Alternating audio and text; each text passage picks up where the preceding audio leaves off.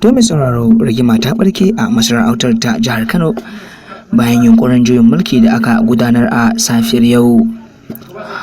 To mai sauraro, cikakken bidiyon muka tare shi a cikin wancan nan mai albarka da kuma makasudin abin da ya tada rigimar a wannan masarauta ta Kano.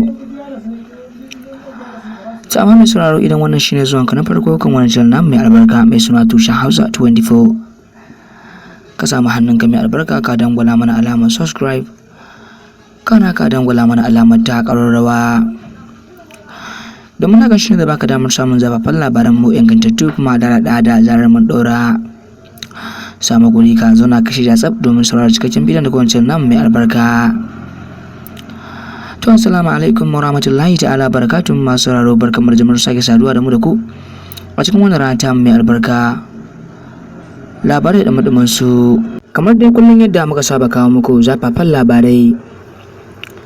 Yau ma wannan channel namu na kuma albarka mai suna Tushen Hausa ya leka wani zafin batu da yake ta trending a kan social media kan yadda rikici ya barke a masarautar ta jihar Kano. Kamar yadda a baya wato tsohon gwamna Dr. Abdullahi Umar Ganduje ya gudanar da tsarinsa bayan yadda tunkubabban sarki ya tura kansa cikin harkar siyasa, daga baya kuma shi kuma wannan gwamna Dr. Abdullahi Umar Ganduje ya ga abin ya wannan ɗinsa ya ture wannan bawan Allah kan mulki.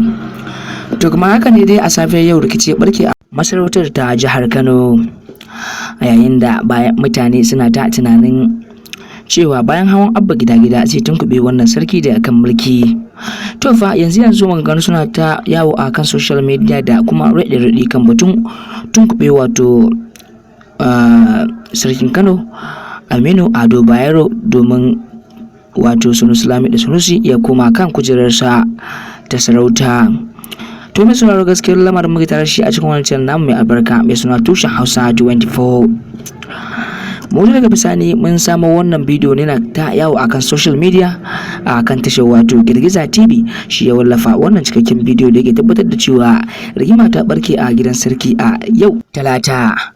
To mai sauraro, a duka kare anan namu ka karshen, kar ku manta da danna mana subscribe, like and share domin samun zaɗin labarai kuma zafafa. Mun gode.